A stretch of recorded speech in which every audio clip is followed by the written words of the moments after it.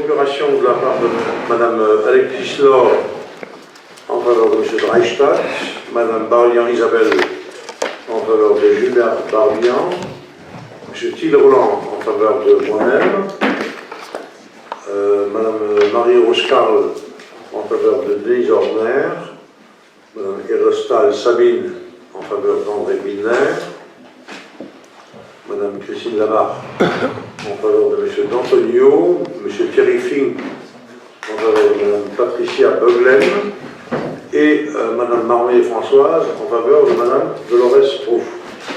Bien.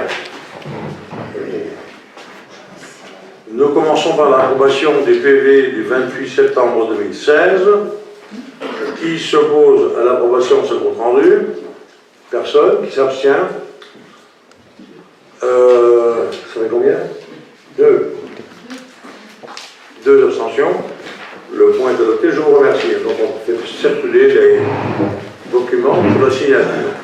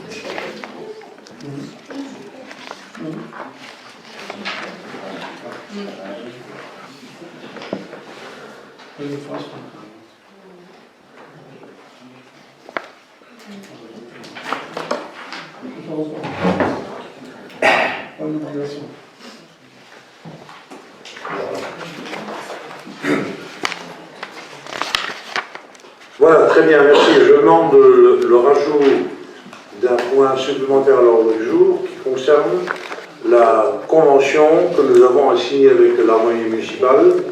On est un petit peu en retard, mais comme toute subvention qui dépasse effectivement 23 000 € est soumise à convention, on a fait ça en vitesse pour qu'on puisse verser la subvention à l'harmonie municipale. Et donc, écoutez, je vous soumettrai le texte tout à l'heure avec la convention. Et j'espère que ça ne posera pas de problème, parce que sinon, l'harmonie va s'arrêter, on va couper le chauffage, et voilà. Alors, qui s'oppose au rajout de ce point? Personne. Qui s'abstient? Personne. Le point supplémentaire est adopté. Je vous remercie. Alors, communication. Donc, j'ai l'honneur de porter à la connaissance de l'Assemblée les remerciements du comité des anciens combattants de l'hôpital pour l'aide financière apportée par la commune dans le cadre de la sortie des collégiens à Verdun. Les anciens combattants ont été sortis et la commune a participé financièrement à ce déplacement. Ensuite, nous avons un courrier du groupe Front National de l'hôpital, M. Reichstadt, qui concerne une proposition de motion, ma commune sans migrants. Alors, ce courrier a été envoyé à toutes les communes de l'intercommunalité, il est envoyé à l'intercommunalité elle-même, et nous prendrons une position globalement au niveau de l'intercommunalité par rapport à cette proposition de motion. Heureusement qu'elle n'a pas été prise avec quelques années, M. Reichstadt, puisque je crois que vous vivez avec une épouse d'origine maghrébine, parce que sinon elle n'aurait pas pu venir ou elle aurait été rejetée. Moi je me réjouis qu'il n'y ait pas eu de motion il y a quelques années concernant cette motion. Mais normalement c'est obligatoire, non? Chaque commune est obligée de prendre autant de migrants, non? Non, c'est pas ça. Non, attends. Non, c'est pas ça. Ici, le Front National propose que le conseil municipal prenne une position pour dire nous ne voulons pas de migrants chez nous. C'est ça que ça veut dire. Voilà. Non, mais normalement c'est obligatoire. Bon, alors, nous allons prendre une position globalement au niveau de la communauté de communes par rapport à cette proposition du Front National. Voilà. Bien. Ensuite, vous avez tous lu un courrier qui émane encore du Front National, qui est décidément très très actif, concernant la prise en charge des notes d'honoraires d'avocats dans le cadre de l'affaire relative à la gestion du centre de vacances de Hazelbourg. Alors, M. Reichstadt a alerté le banc et l'arrière-banc du département, de la commune, le sous-préfet, le préfet, la chambre régionale des comptes, les pêcheurs à la ligne, les boulistes, les tricoteuses, enfin tout le monde a été alerté. Alors ma réponse, M. Reichstadt, elle est claire et simple. La commune n'a pas dépensé un centime dans cette affaire. Je suis déçu pour vous. Je voulais juste le savoir. Déçu pour vous, déçu pour vous. Donc, tout votre cirque, vous pouvez le remballer. C'est moi qui paye, moi et d'autres. Vous pouvez remballer votre cinéma, c'est zéro.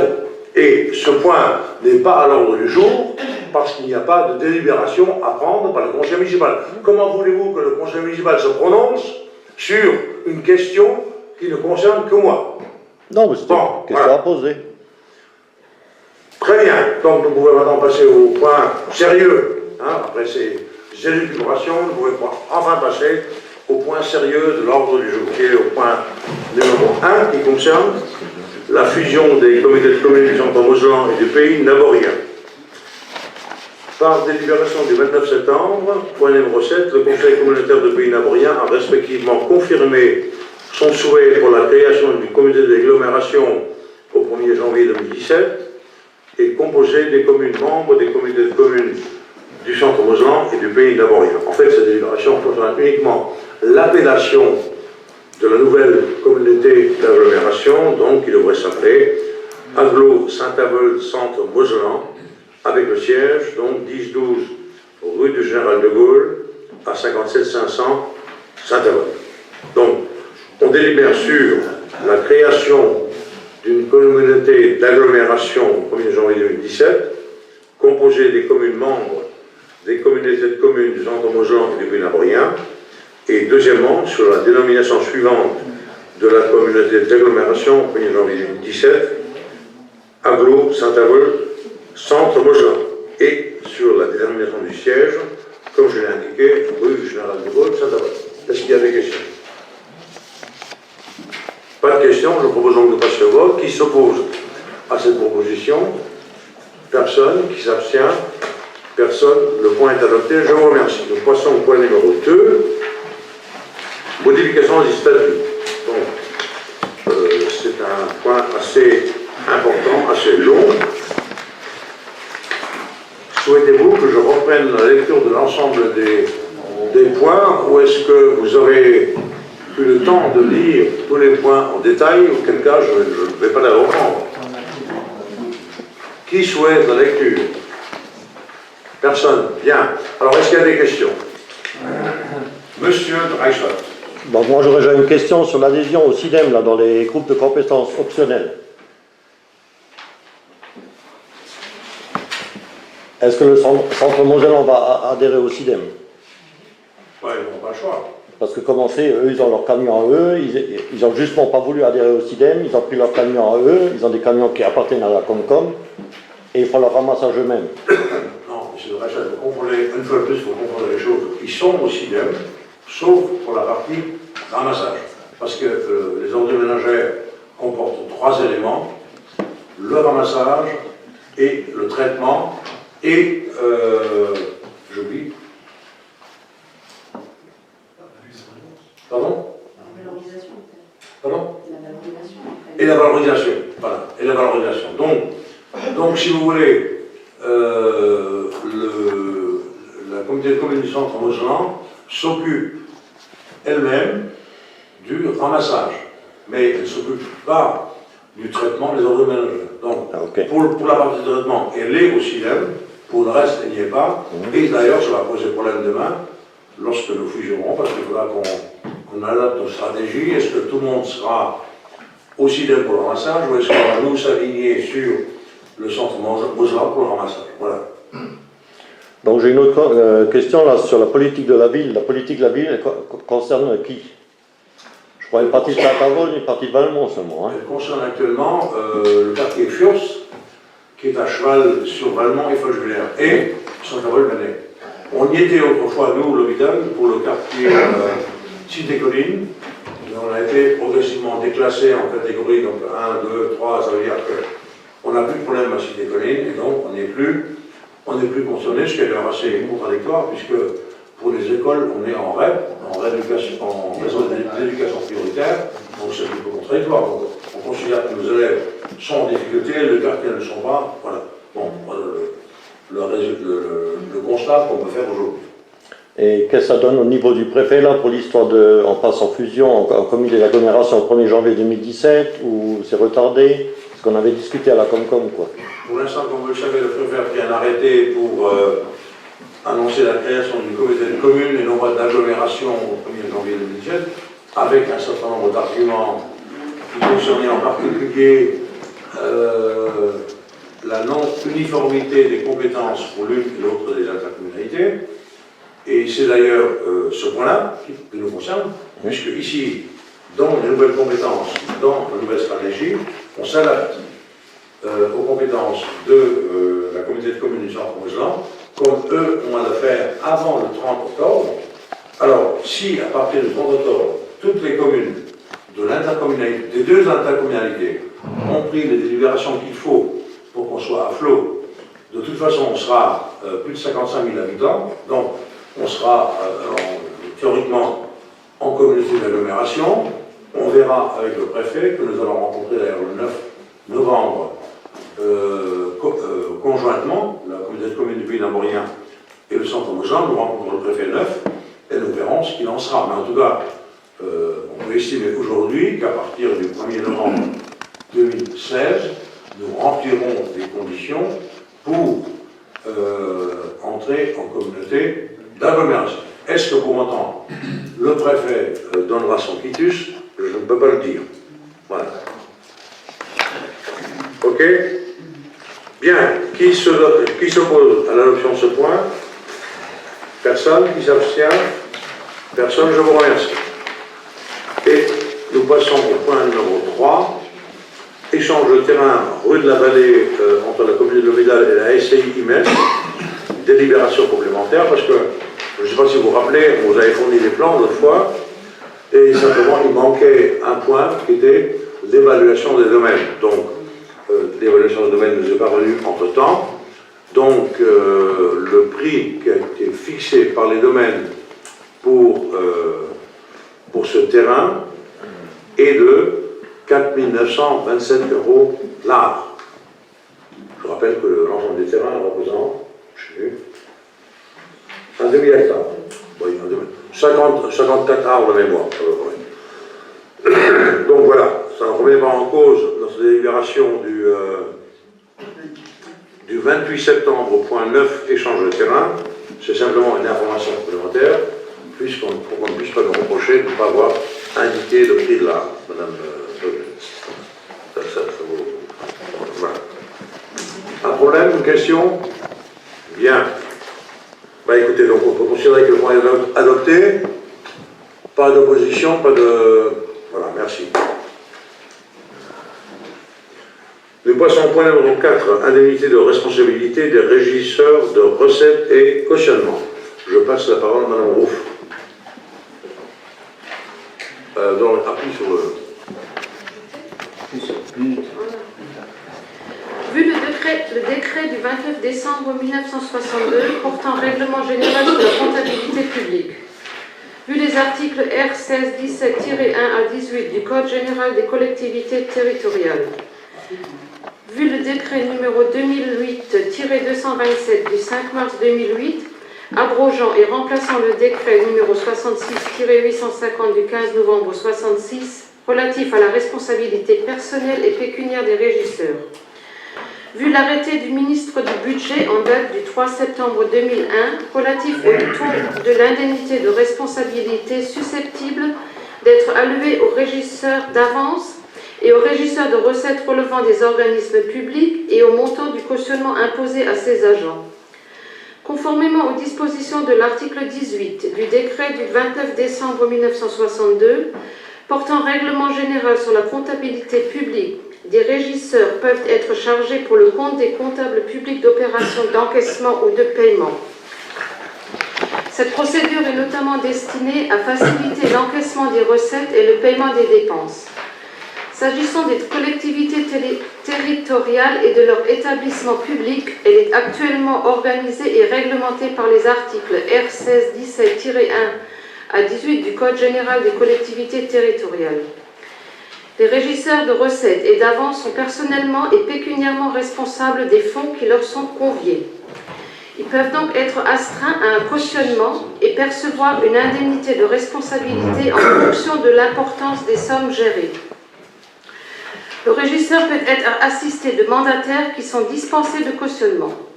Toutefois, le mandataire suppléant du régisseur peut percevoir une indemnité de responsabilité pour les périodes où il remplace effectivement le régisseur dans ses fonctions en cas d'absence de ce dernier. En effet, le mandataire suppléant est alors personnellement et pécuniairement responsable des opérations de la régie durant la période de remplacement du régisseur. Le régime de cautionnement et d'indemnisation des régisseurs de recettes et d'avances est fixé par délibération du conseil municipal dans la limite des montants en vigueur prévus par les régisseurs de l'État. Le barème de référence est actuellement déterminé par un arrêté du ministre chargé du budget en date du 3 septembre 2001. Après avoir précisé que chaque régie fait l'objet dans son acte de création d'une indemnité et d'un cautionnement différent dans les limites des barèmes fixés ci-après, il est proposé au conseil municipal d'adopter pour les régisseurs de la commune le barème de cautionnement et d'indemnisation tel qu'il est indiqué dans le tableau annexé. Bien. Des questions?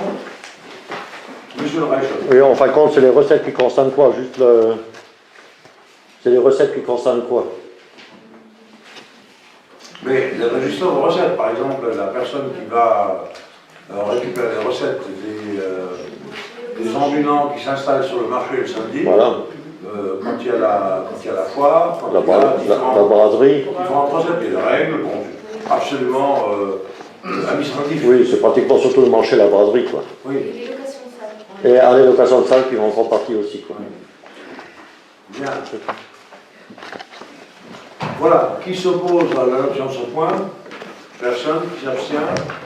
Personne, mais ça me révèle, je vois. C'est extraordinaire, hein. C'est quelle unanimité. Voilà, nous passons au point numéro 5, qui concerne l'adoption du règlement intérieur du CHSCT. Je passe la parole à Mme Horner. Alors, vu l'avis favorable du comité technique du 28 septembre 2016, le conseil municipal est appelé à se prononcer sur le projet de règlement intérieur du CHSCT joint à la présente. Oui, pas lire l'ensemble du document, Non. vous l'avez vu, et vous êtes des conseillers municipaux sérieux, donc vous l'avez vu dans le détail. Est-ce qu'il y a des questions concernant... C'est un document de base traditionnel pour l'ensemble des collectivités locales. On l'a été vu en comité technique paritaire. Et il a des vues en comité technique paritaire. Est-ce qu'il y a des questions? Pas de questions, je propose donc de passer au vote. Qui s'oppose à l'adoption de ce règlement intérieur, pardon, du CHSCT? Personne. Qui s'abstient? Personne. Le point est adopté. Je vous remercie. Et nous passons à l'instauration d'une taxe d'aménagement majorée. Je passe la parole à André Widmer. Vu le code de l'urbanisme,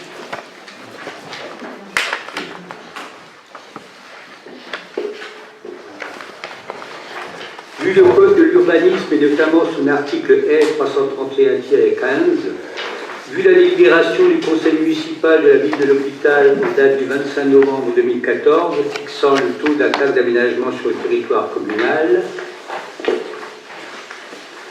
considérant que l'article précité prévoit que le taux de la part communale de la taxe d'aménagement puisse être augmenté jusqu'à 20% dans certains secteurs, si la réalisation de travaux substantiels de voirie ou de réseau ou la création d'équipements publics généraux sont rendus nécessaires pour admettre des constructions, considérant que le secteur délimité par le plan 6 juin, impasse des sports, nécessite pour admettre des constructions la réalisation d'équipements publics, à savoir l'établissement d'une voirie, la mise en place des réseaux eau et assainissement, des réseaux secs, des réseaux BT, des réseaux télécoms, des terrassements et de l'éclairage public, le maire vous propose d'instituer sur le secteur délimité au plan Juin un temps de 20 ans, de reporter la délimitation de ce secteur dans les annexes du plan local d'urbanisme PLU à titre d'information. En conséquence, les participations sont définitivement supprimées dans le secteur considéré. Les délibérations du 24/6/2015.10, du 39/2015.4A et 4B sont annulées. La présente délibération est valable pour une durée d'1 an, reconductible et prendra effet le 1er janvier 2017. Elle est transmise à la direction départementale des territoires au plus tard le 1er jour du 2e mois suivant son adoption. Merci André. Des questions? Oui. Oui, donc moi j'ai vu un peu la liste là, de toutes les personnes. Parmi ces personnes, qui c'est qui a déjà donné le feu vert pour construire? Moi, qui veut vraiment construire? Non, personne. Donc on ne sait pas combien, on risque de tout payer. Tant que personne ne construit, c'est la commune qui va tout payer. Si personne ne construit, on paiera tout si on réalise. Mais on serait idiot de réaliser si personne ne veut construire. Oui. Sauf que les riverains ont été réunis à plusieurs reprises. Alors, pour que vous voyez, une procédure qui s'appelle la PVR, la participation voirie réseau. Qui a été annulé, quoi. Pardon? Qui a été annulé. Qui a été annulé et comment dire, calculer le montant de cette participation, on avait tenu compte de la longueur de la façade du terrain. Donc, il y avait des sommes variables et à partir du début de l'année 2015, on ne pouvait plus mettre en place une PVR. On l'a fait malgré tout, on s'est dit on va essayer, on va voir si la survécture répond, si elle conteste un résultat. Mais j'ai peur aujourd'hui que si on maintienne cette position, bien qu'elle n'ait pas été contestée par l'administration, eh bien qu'on nous dise demain, non, ça ne marche pas parce qu'on n'a pas été dans le délai, etc. Donc, on applique la loi nouvelle, qui est une loi qui concerne donc la taxe d'aménagement. Vous rappelez que nous avons pris une délibération pour fixer la taxe d'aménagement sur l'ensemble du territoire de la commune. On est parti de 2,5, on l'a baissé parce que on a trouvé après coup que c'était un petit peu élevé. Et maintenant, pour des lotissements, pour des secteurs particuliers, on peut choisir nous-mêmes le montant de la taxe. Donc, nous, on choisit un montant de taxe uniquement pour ce secteur-là de 20%, et vous avez la conséquence qui en découle, à savoir que maintenant, chacun paye à peu près environ 10 000 € en fonction de la surface de l'habitation. Vous avez le document qui suit et qui montre que pour une maison de 100 mètres carrés, c'est 13 418. pour une maison de 120 mètres carrés, c'est 10 614. Donc, les chiffres qui figurent dans un tableau pour l'ensemble des propriétaires, il est indicatif et il sera modulé évidemment en fonction de la surface de la maison qui sera bâtie. Voilà. Et les terrains 1, 2, 3 du lotissement Henri, là, ils ne comptent pas cela. Pardon? Les 3 terrains 1, 2, 3, bon après sur l'extension... C'est pas Henri, hein, je crois, c'est pas Henri. Oui. Hein? C'est pas Henri, ça. Si, les 1, 2, 3 là. Les 1, 2, 3 là. Ah, sur le plan. Ouais, ce plan. Alors, attendez, ah non, non, j'ai pas compris ça. C'est pas compris parce qu'il est sur l'impasse des sports actuel. Non, non. Ce sont les terrains privés. Après, il fait son affaire de l'aménagement intérieur s'il le souhaite. C'est lui qui verra les aménagements, les arrivées d'eau, etc. C'est lui que ça concerne. Non, je parle du 1, 2, 3. Pardon? Le 1, 2, 3, il donne déjà sur l'impasse des sports. Je ne parle pas des autres. Ça ne concerne pas 1, 2, 3, ça concerne l'impasse des sports. Parce qu'il a déjà aujourd'hui accès. Il a accès déjà directement. Parce que quand on a fait l'échange de terrain avec lui, on lui a donné un terrain qui le rendait constructible. On a échangé. On lui a donné un terrain constructible contre un terrain non constructible. Oui, on a échangé. En tout cas, cette répartition concerne l'ensemble des terrains qui constitueront demain l'extension de l'impasse des sports, mais pas ces terrains-là. Oui, il y a juste le 7 et le 6 qui sont impactés par l'impasse des sports. Voilà. Bien. Alors, pas d'autres questions? Je propose donc de passer au vote. Qui s'oppose à ce point? 2. Qui s'abstient? Alors, 1, 2, 3, 4. Les abstentions, c'était qui? Groupe Gilles et Monsieur Wright. Monsieur Wright. Bien, je passe en point numéro 7. Motion contre le déménagement de la Carmie. Alors, je vais faire un petit peu le rappel historique de la situation. Moi, je reprends ce qui est contenu dans le courrier. À savoir que j'ai appris il y a quelque temps que la Carmie, le centre médical de la Carmie installé chez nous, aux Enfouis, envisageait de quitter la ville de l'hôpital pour aller à Carlin. Et donc j'ai pris un rendez-vous avec la directrice de la Carmie, Metz, donc la responsable départementale, avec Bruno, qui était là, je crois. Hein, donc elle est venue en mairie.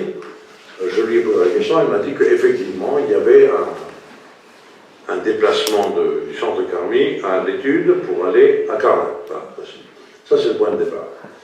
Alors, on était un petit peu surpris et choqués parce que finalement, il y a à l'hôpital une communauté d'affiliés parmi affiliés en plusieurs endroits de Carlin, puisque l'hôpital est une ancienne ville minière avec 3 cités minières, Cité Colline, puis 3 et Bois-Richard.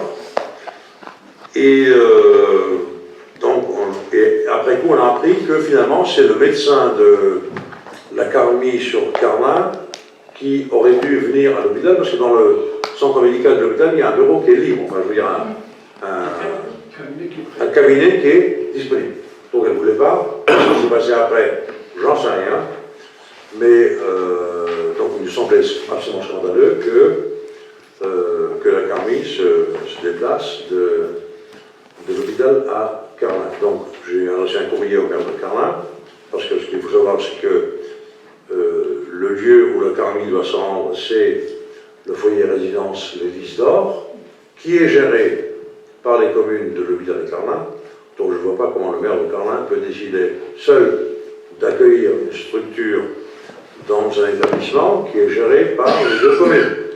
D'autant que, à l'endroit où l'accueil est prévu, il y a des logements qui sont actuellement occupés. Donc il faut déplacer les gens qui sont actuellement dans les logements, il faut transformer les logements en cabinets, donc on ne voit pas très bien où est l'économie pour la Carmie. Voilà. Et donc, ce que je dis ici, c'est que nous sommes déterminés, avec vous je l'espère, à tout mettre en œuvre pour empêcher ce déplacement, d'autant que si on regarde la géographie et le territoire, on voit qu'on a d'un côté Framervat avec un centre de Carmi, on a Creuswald avec un centre de Carmi, et entre les deux, l'hôpital.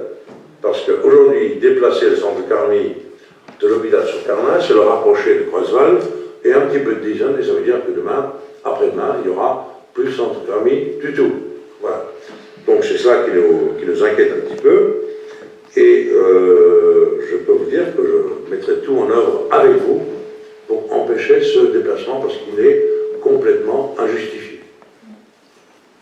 Voilà, je vous écoute. Oui. Bon, je dis tout de suite, je suis d'accord avec la motion, ça de toute façon, mais j'avais quand même une question, parce que bon, la motion elle est valable, parce que ça pénalise aussi le commerce local. Les gens qui vont au médecin, ils vont à la pharmacie à l'hôpital, ils vont dans les commerces à l'hôpital. Mais là où je me pose la question, est-ce que la motion aura de l'effet? Parce que bon, celle de la caisse d'épargne, elle n'a pas eu beaucoup d'effet, la caisse d'épargne est partie quand même. Je ne peux pas vous répondre. Ce que je peux vous dire, c'est que j'ai adressé un courrier au maire de Carmin pour demander une convocation d'un conseil d'administration extraordinaire de la résidence des Lys, puisqu'on occupe la moitié des postes dans cette association, et que je fais un courrier au président, au directeur pardon, de l'ARS de la Moselle, et je pense que ça aura des conséquences. Hein. On aura peut-être, je pense, plus de chances d'aboutir que par rapport à la caisse d'épargne.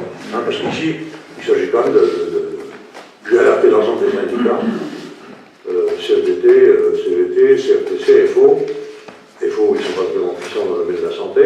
Tout le monde est alerté. On attend maintenant la suite. J'aimerais que le maire de Carmin me réponde et provoque une réunion du conseil d'administration. Ça n'est pas fait pour l'instant. Voilà.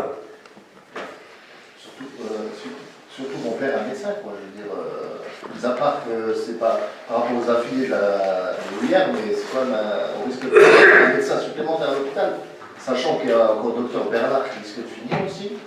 Donc c'est vrai qu'il va falloir se battre au moins pour maintenir. Bon, peu importe le régime, parce qu'ils sont affiliés à la Sécu maintenant, hein. De toute façon, la Carmi, hein. Tout le monde peut y aller, hein.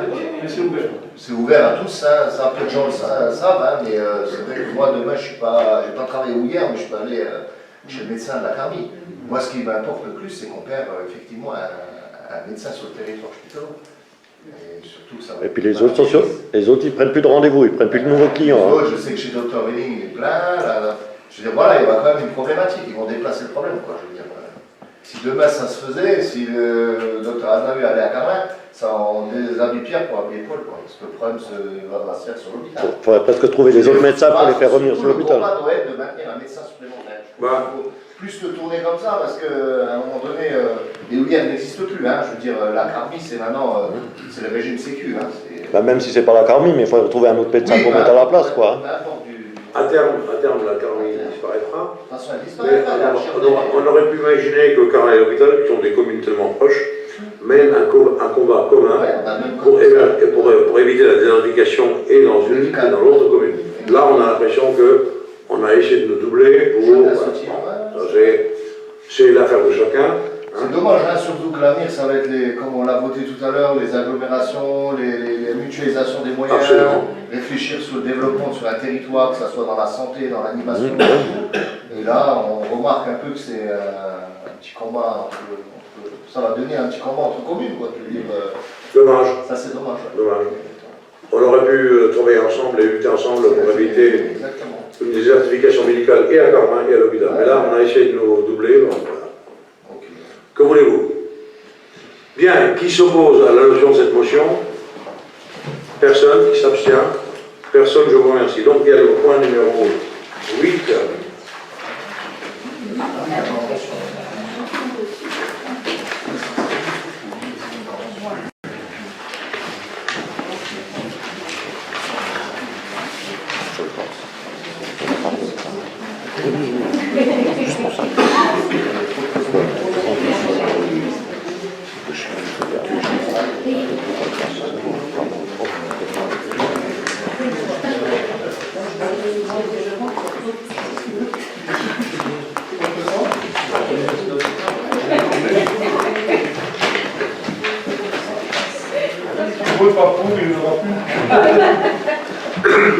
fait une délibération un petit peu similaire récemment pour le football. Hein. Alors, je vous laisse maintenant lire l'ensemble de la convention. Est-ce que Madame Roux peut présenter le point, c'est pas grave. Oui. Non, vous faites la convention. Donne le point. Si les conseils veulent lire d'abord la convention, on n'attendra, on va laisser lire. Voilà. Madame Roux. Oui. Le décret du 6 juin 2011, pris en application de l'article 10 de la loi du 12 avril 2000, et relatif à la transparence financière des aides octroyées par les personnes publiques, rend obligatoire les conventions avec les associations qui reçoivent des subventions supérieures à 23 000 €. En 2016, la ville a décidé de renouveler son soutien à l'harmonie municipale Saint-Louis par l'attribution d'une subvention et de réactualiser la convention la liant à l'association. Il est demandé au conseil municipal d'approuver la nouvelle convention d'objectifs avec l'harmonie municipale Saint-Louis de l'hôpital et d'autoriser monsieur le maire à signer tout document si rapportant.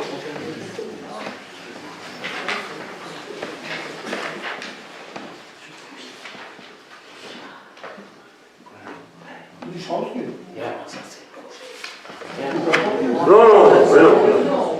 T'abstiens. Voilà, est-ce qu'il y a des questions? Est-ce que pour qu'on dise l'ensemble de la convention, c'est absolument formel, simplement c'est pour valider les choses. Hein.